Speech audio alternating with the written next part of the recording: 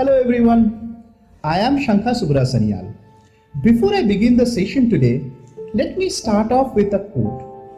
They say, habit is something, even if you take the H away, a bit remains. Think about the word habit, H-A-B-I-T. You take that H out of it.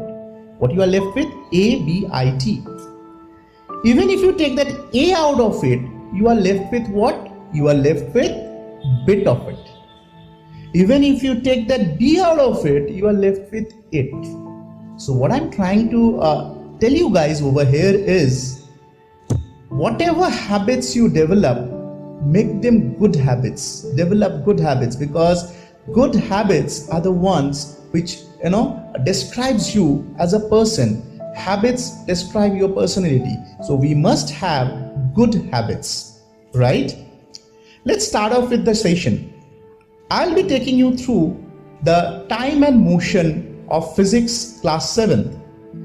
What we are going to do is, I've actually divided this chapter. This is a very interesting chapter. We have divided the chapter into 4 parts. In the first part, we'll try to get a concept of what is motion. In the next one, we'll try to learn the various techniques of measurement of time, how it was measured in the ancient times, how it is measured now, what is the future of time measurement. We'll talk about that. In the third one, we'll try to talk about the speed measurement techniques. And in the last one, we'll try to know about the various distance time graphs and how the motion of an object is represented pictorially. That's what we are going to do. Today's session that I start will be beginning with the first thing that I have just discussed with you. And what is that? We'll just talk about the concept of motion. Our daily activities like walking, running, closing the door, etc., they all involve motion. There is a change of position of the object involved in these activities. In fact, the flow of air in and out of your lungs is also an example of motion. You must have seen the totos that carry passengers from the place of pickup to the destination. They too possesses motion. Though in this case the position of passengers is changed from one place to another. The movement of an object is called motion. An object is said to be in motion or moving when its position is changed with respect to time. Example could be the motion of a car, the movement of the fan, hands of a clock. So, how can we define motion? It is the change of position of an object with respect to time. We can take an example of a book falling off a table. Well, yes, this do qualify as a motion because the book was initially on the table, and when we consider it, it is on the ground. So it must have had some motion to fall down to the ground. Water flowing from a tap. Well, this is also a kind of motion. The rattling of windows. This is also a kind of motion. I hope you guys are aware of the term rattling, right? R-A-T-T-L-I-N-G. They all exhibit motion. In fact, you won't believe even the air that we breathe in exhibits motion. Everything in the universe moves. We live in a universe that is in continual motion. In fact, the fundamental particle of matter, that is the atom, is in constant motion too. You guys are aware of the term atom, A-T-O-M? Well, this word was first coined by a Greek philosopher Democritus. But around the same time, there was This idea was actually propounded by an Indian sage called Maharshi Kannad during the Vedic period. According to him, if a pure substance is broken down into smaller pieces, a stage is reached when no further subdivision is possible. He called this as Param Anu. What is it? Param Anu. That means it is the ultimate particle. Every physical process in the universe is composed of motion of some sort. The motion can either be swift or slow, but motion exists, isn't it? You must have seen the buses, the cycles, or maybe the totos moving on the road. Do they all move with the same speed? No, they do not. So they may be swift or slow. It is important that we give due importance to the study of motion because of its importance in the physical world. There are 4 types of motion: rectilinear motion, circular motion, rotational motion, and periodic motion.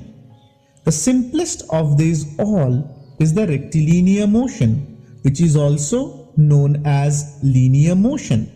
Let us see what these are in a one-by-one manner. What is rectilinear motion? Rectilinear, R-E-C-T-I-L-I-N-E-A-R,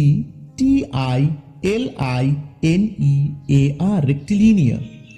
Well, the motion in a straight line, or when object moves in a straight line path, is known as rectilinear motion. What could be the examples for this? The motion of the school bus when it is moving on a straight road. Yes, since it is moving on a straight road, it's a straight line path, so this will be known as rectilinear motion. Or when the students march past during the sports day. You must have seen this in your school, right? During the sports day, the 4 houses are there who go for march past. It's a beautiful sight, right, guys? Well, another one which could qualify as a rectilinear motion from your day-to-day activities is when you people leave the school assembly ground. After the assembly, you all move in a straight line. So that is also rectilinear motion. We now come to the circular motion. When an object moves in a circular path, its motion is said to be circular motion. Now, some of you must be thinking, what is this circular path? Well, a round path having the shape of a circle is called a circular path. Is that understood? Okay. So, what are the examples? Earth's movement around the sun. Well, Earth is moving around the sun. You are aware of that? That is the same way the other planets are also moving around the sun. This is the circular motion. The motion of a merry-go-round. When you go to a park, you must have seen or must have played on a merry-go-round. If you see, it goes round and round, but the mid portion is actually fixed. That is known as a circular motion. The paddles of a bicycle is also moving in a circular motion. Well, you must have rode on bicycles, right? So when you have paddled your bicycle, the motion of the paddles is the circular motion. We now try to explain the rotational motion. When an object turns or spins on its own axis, this kind of a motion is known as rotational motion. What could be examples of this? The turning of the blades of fan. See, the fan, though it is turning around, but there is one fixed point. The turning of the hands of a clock. The clock goes round and round. But if you see, there is a point where all the hands of the clock are fixed. Maybe the minute arm, the hours arm, or the seconds arm, they all are fixed at one particular point. The spinning of a top, lattu, right? You must have played with that. The spinning of the top is also a rotational motion. Why? Because it is fixed at a point and it is moving around it. Similarly, Earth's movement on its axis is also it's a kind of rotational motion. What is periodic motion? Well, the motion which repeats itself after regular intervals is known as periodic motion. It is also known as oscillatory motion. How do you spell it out? OSCILLATORY,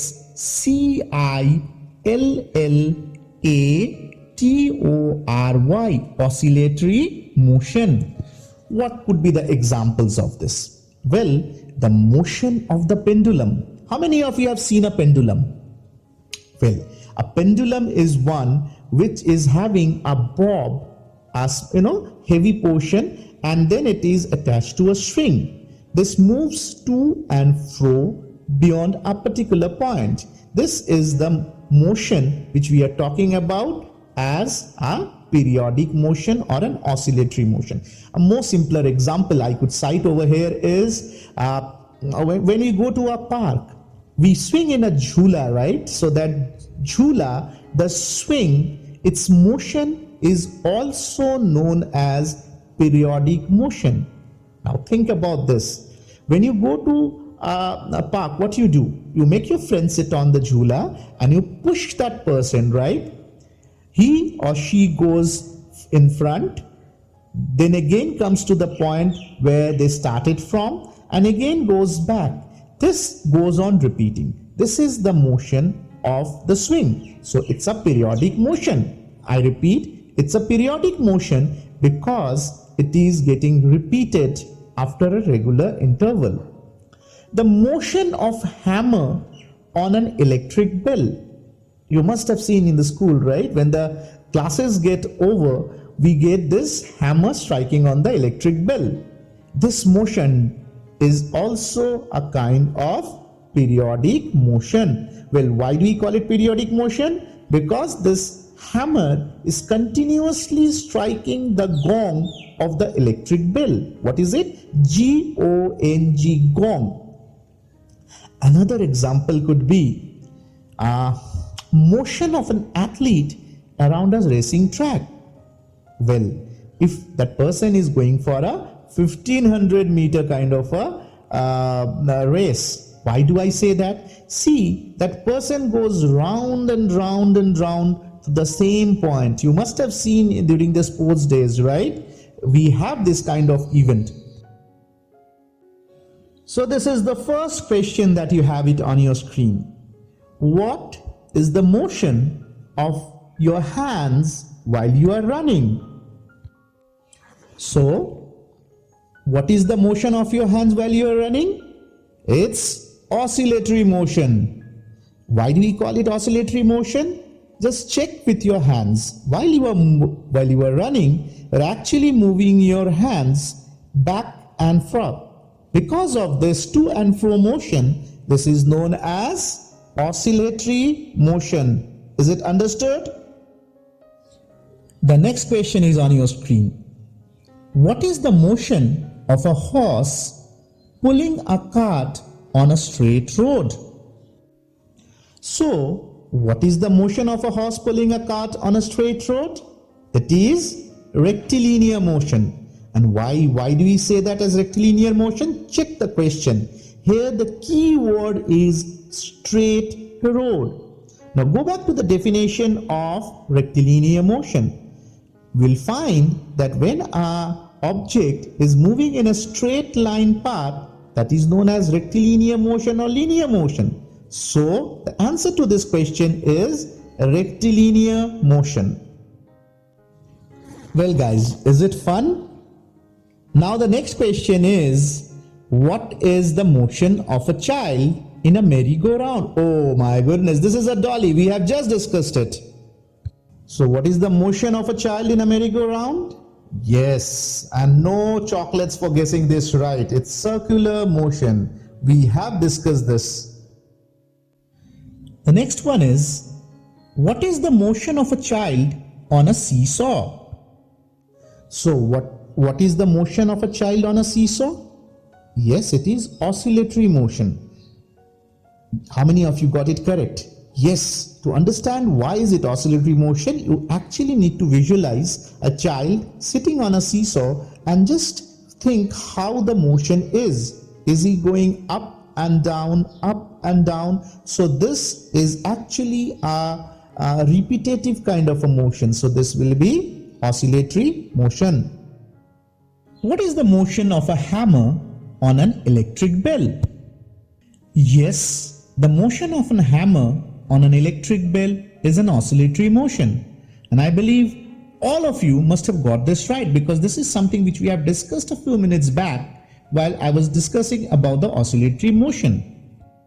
What is the motion of a bus crossing Mahananda Bridge? Mahananda Bridge. Yeah, this is the bridge which is over the river Mahananda. There are major 4 Mahananda bridges. This is the bridge which connects one part of Siliguri to another part. So let's come back to the question. What is the motion of a bus crossing Mahananda Bridge? It is rectilinear motion. Why is it rectilinear motion? Because we find that the bridge is being crossed by a bus in a straight line path. This brings us to the end of the lecture, but that does not mean the session ends over here. Let me share a fun fact with you. A study has shown that playing a moderate amount of video games can boost your memory and multitasking skills, increases coordination and reduces stress.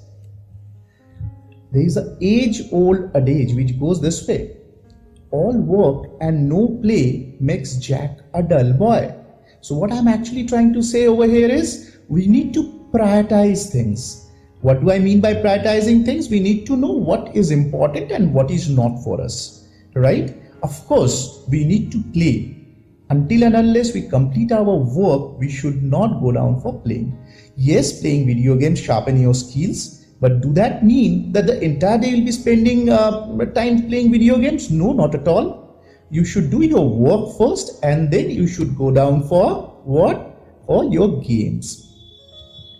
Okay, before I sign off, I need to tell you that in case you have any doubts, anything that, through this lecture, if it has come to your mind which you feel like clarifying, I've actually given my email ID over here. It's sanyal.shankha@gmail.com. You can write to me.